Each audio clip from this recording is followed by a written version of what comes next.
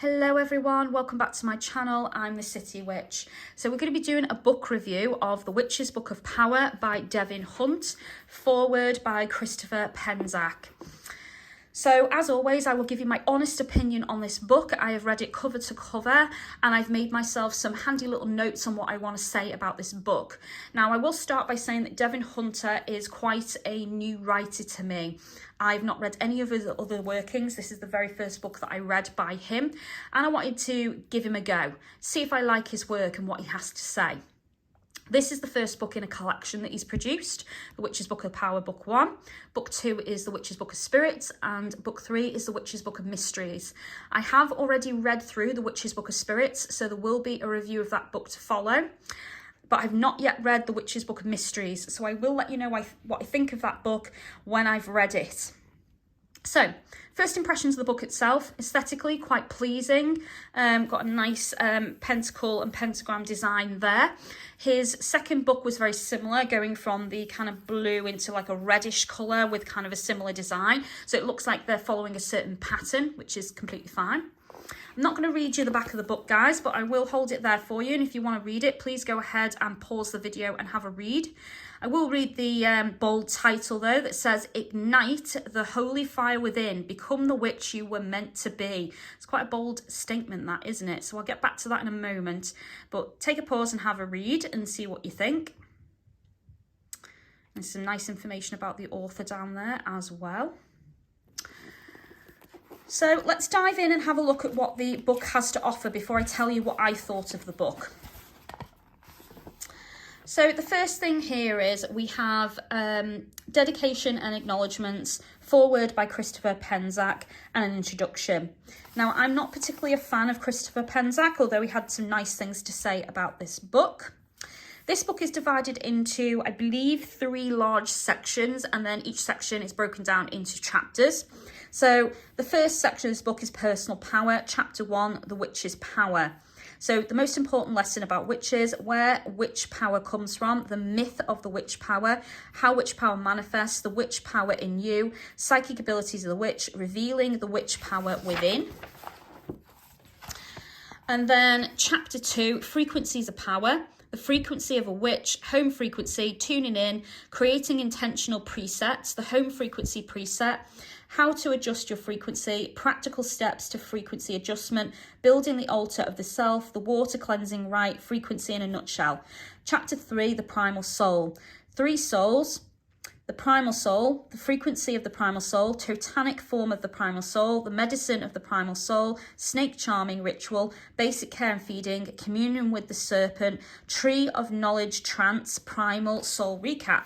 Chapter 4, the ego soul, the frequency of the ego soul, the totemic form of the ego soul, the medicine of the ego soul, weaving astral threads, the cut and clear spell, the basic care and feeding, the amber spider and the ego soul recap. Chapter 5, the holy one and alignment, frequency of the holy soul, the totemic form of the holy soul, the soul of the owl god Sang himself, the medicine of the holy soul, meeting the owl pellets, basic care and feeding, holy soul recap and alignment. You kind of get an idea here in some of these chapters that there is an animal spirit kind of energy coming through here. We're talking about a spider, a snake and an owl. So there is some shamanism mixed into this book from what I understood. Chapter 6, the pentacle and crown of sovereignty. The points, balance, power, respect, awareness, divinity, manifesting the pentacle of sovereignty, running the pentacle of sovereignty, manifesting the crown of sovereignty. Then it goes into part 2 of this book, which is all about cosmic power. So chapter 7 is star power, the 4 elemental bands, the 12 frequencies of the zodiac, so fire frequencies, and then it talks about the frequency and preset of Aries, Leo, and Sagittarius. Then we get earth frequencies, and then the frequency and presets of Taurus, Virgo, Capricorn, then air frequencies, and then the frequency and preset for Gemini, Libra, and Aquarius. Water frequencies, and then that's broken down into obviously Cancer, Scorpio, and Pisces. And then in chapter 8, Planetary power, creating your planetary profile. So planetary preset, the big three and the three souls: Sun, the Moon, the Ascendant, Rising, Mercury, Mars, Venus, Jupiter, Saturn, Uranus, Neptune, and Pluto. So you get the full solar system there. The ruling planet, the elemental presets, personal planetary power, personal cosmic sigil power. Then we go on to part 3, allies of power. So chapter 9, the star goddess and ecstasy. Star goddess, the charge of the star goddess, adding ecstasy, I think I'm saying that right, 10 steps for immediate ecstasy, beginning ecstatic practice, ecstatic breath work, posture, taking breath, stillness and silence, immediate to advanced breath work, taking it to the next level, darkness, meditation and movement. Chapter 10, Diana, Dionysus and Aradia. The nature of the divine, the gods of witchcraft, Diana, the queen of the witches, invocation of Diana, tuning into the frequency of Diana, the minor esbat ritual for Diana, Dionysus, the king of the witches, invocation of Dionysus, tuning into the frequency of Dionysus, monthly energy dedication ritual, Aradia, the teacher of ways, invocation of Aradia, tuning into the frequency of Aradia, and final thoughts on the gods. Chapter 11, the allies of the witch. So tuning into the frequencies of your allies, how allies will communicate. The allies, angels, the first sphere, the second sphere, the third, offerings to angels, demons, offerings to demons, the dead, the beloved dead, the mighty dead, disincarnate, offerings to the dead, fae, offerings to the fae, familiars, offerings to familiar spirits, spirits of place or land spirits, offering to spirits of place, spirit guides, offerings to spirits, conclusion, and then a bibliography and recommended further reading material. So there's a fair bit in this book, but what I will say is this book claims to be a book of witches' power, but it seems to focus an awful lot on external power and energies.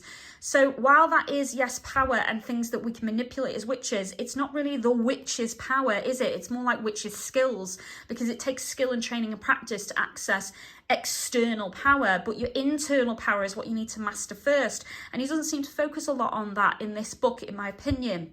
So Devin, first of all, doesn't teach any fundamentals or basics of witchcraft in this book. So if you are a beginner witch and complete and utter novice, this would not be the book for you, because he doesn't teach you how to do things like meditate, what are the different psychic abilities and what psychic skills that you personally have, how to visualize or how to do energy work at all. So this book really isn't for beginners, because if you don't know how to do any of that, many of the exercises he does give in this book you would absolutely struggle with, because there is no fundamentals, there is no foundation work in this book whatsoever. So this isn't really geared for a beginner like he claims.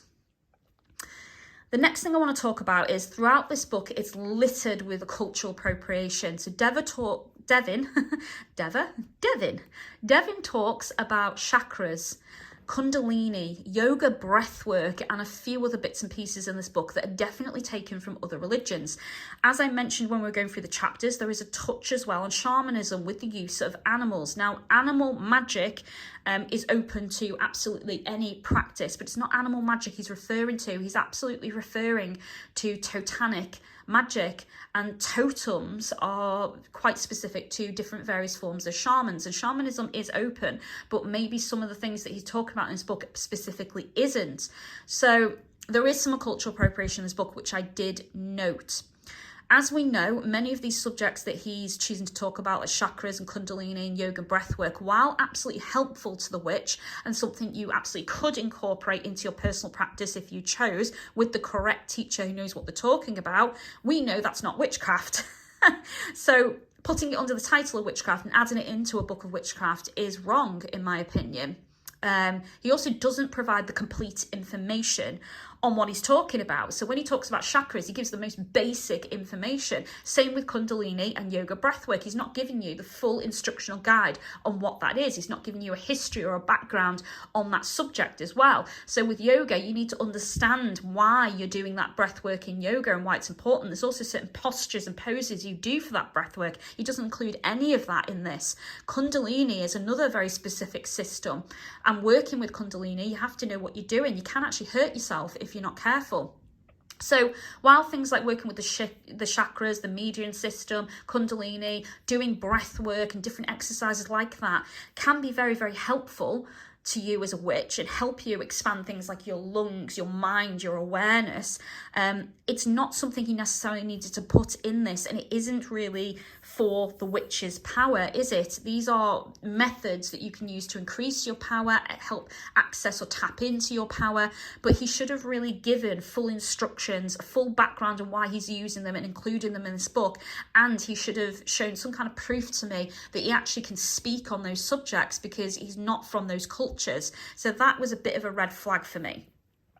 The next thing I want to talk about with Devon's book is Devon includes a lot of his personal ideas, concepts and teachings and theories in this book, much of which is his own UPG, which I personally didn't like, because he's pushing them and writing them in such a way that makes you think they're factual and they're not.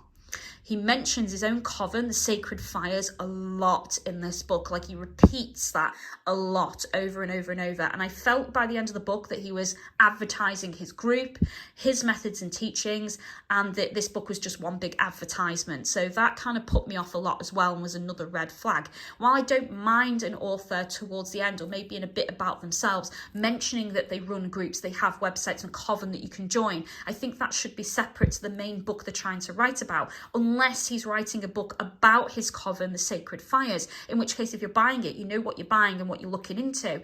But this book was littered with too much of his own theories, his own concepts and ideas, none of which were verified, and he didn't offer any kind of insight as to what the foundations were for any of those theories and where that came from. You know, was there another author that inspired him, and then he went on his own kind of journey to go further with that and discovered something brand spanking new to witchcraft? There's nothing like that to define what he's saying, so that was a big red flag.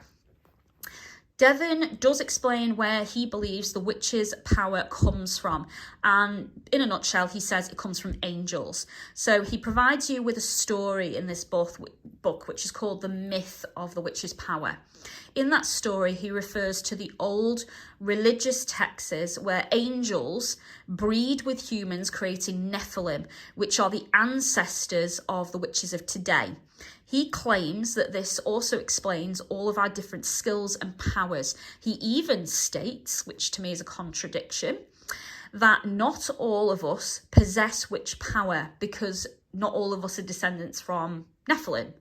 So he's kind of saying that all witches are descendants from angels, but then saying not all of us have witch power because not all of us are descendants of angels. So that was a bit of a contradiction for me. I also completely disagree with where he thinks witches' power come from. I do not under any circumstances think it comes from angels, and I completely hated that chapter, thought it was completely useless and obsolete. It's just his opinion, but again, he pushes the narrative as if it's factual, and that was another red flag for me. So something I really hated about this book.